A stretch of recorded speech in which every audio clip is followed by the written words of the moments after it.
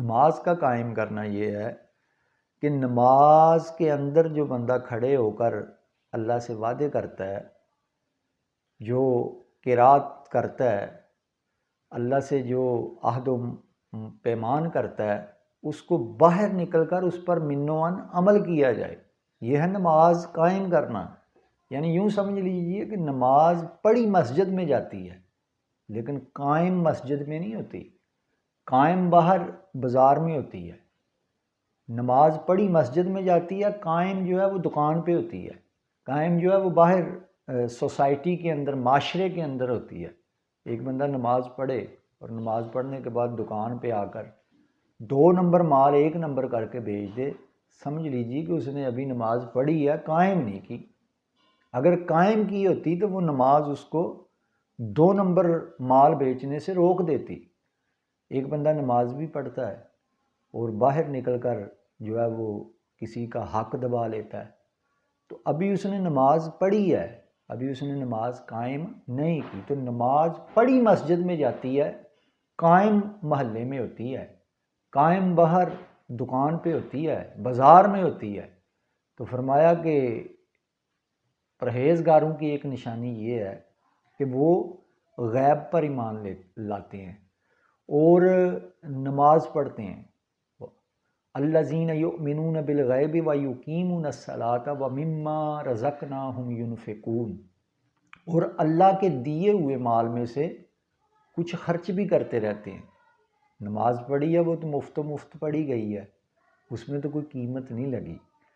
تو فرمایا کہ نماز پڑھنے کے بعد دوسری نشانی ان کے اندر یہ ہے کہ وہ اللہ کے دیے ہوئے مال میں سے خرچ بھی کرتے ہیں، یعنی جہاں وہ خود مسلمان ہیں وہاں اپنی جیب کو بھی مسلمان کرتے ہیں، وہ اپنے مال کو، اپنے روپے پیسے کو وہ راہ خدا میں خرچ کرتے ہیں۔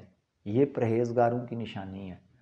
تو برادران اسلام، قرآن کا ایک لفظ نور ہے، روشنی ہے، اور ہدایت کے چراغاں قرآن جو ہے وہ روشن کرتا ہے۔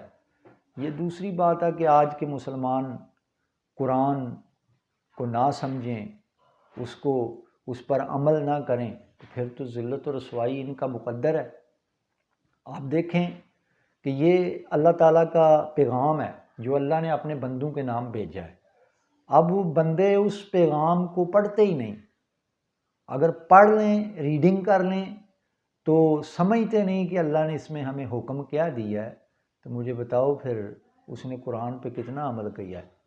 اگر ہم نے جو ہے وہ قرآن کو فقط مساجد کی لماریوں میں جو ہے وہ سجا دیا ہے، گھر میں جو ہے وہ اونچی اونچی چھتیوں پہ قرآن کو رکھ دیا ہے، اور پھر اس کو برکت سمجھ کر اپنی دکان کے اندر سورہ یاسین تلاوت کر لی ہے، اور جب مردہ جو ہے وہ اس کا کوئی گھر والا جو ہے وہ مرنے کے قریب ہو، اس کے پاس بیٹھ کر سورہ یاسین پڑھ دی ہے، کوئی بیمار ہو گیا تو قرآن لکھ کر تعویذ اس کے گلے میں لٹکا دیا اور سمجھا کہ یہی جو ہے وہ قرآن کا مقصد ہے، تو وہ غلط سمجھا ہے۔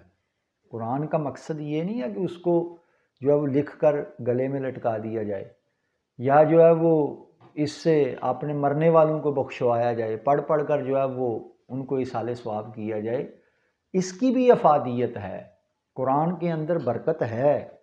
سورہ یاسین پڑھنے سے کاروبار کے اندر برکت آتی ہے، سورہ یاسین پڑھنے سے جو ہے وہ مرنے والے کی جان آسانی سے نکلتی ہے۔ لیکن افسوس کا مقام یہ ہے کہ تم نے قرآن سے صرف مرنا ہی سیکھا ہے، قرآن سے جینا بھی سیکھ لیا ہوتا۔ قرآن تو اپنے ماننے والوں کو جو ہے وہ جینے کے گر سکھاتا ہے، اور قرآن کو جن لوگوں نے مانا، ایمان لائے اور پھر قرآن پہ عمل کیا اور قرآن کے احکام کے مطابق جو ہے وہ اپنے شب و روز کو کیا، وہ لوگ پوری دنیا پہ چھا گئے۔ بڑی بڑی سپر پاوریں ان کے قدموں میں آ گئیں، اور بڑی بڑی سپر پاوروں کو ان لوگوں نے اپنے جوتے کی نوک پہ رکھ کے فتح کر لیا۔ تو آج کیا وجہ ہے کہ آج ہماری تعداد اربوں میں ہے اہل ایمان کی، قرآن کو ماننے والوں کی، لیکن آج پوری دنیا میں مسلمان ذلیل و رسوا نظر آتے ہیں۔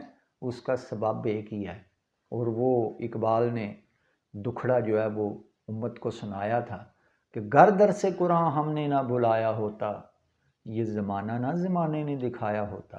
وہ معزز تھے زمانے میں مسلمان ہو کر، اور ہم خوار ہوئے دنیا میں تارک قرآن ہو کر۔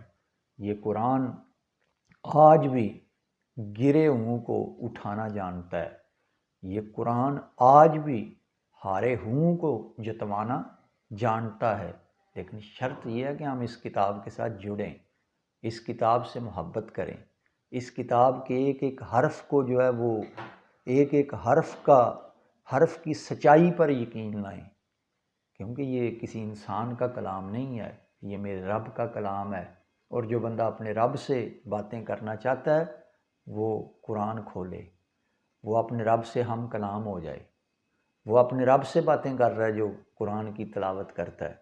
تو برادران اسلام، آئیے قرآن کے دامن سے وابستہ ہو جائیں اور اپنی دنیا اور اپنی عاقبت کو قرآن کی برکت اور روشنی سے جو ہے وہ منور کریں۔ اللہ تعالی ہمیں توفیق عمل دے۔ وما علینا الا البلاغ۔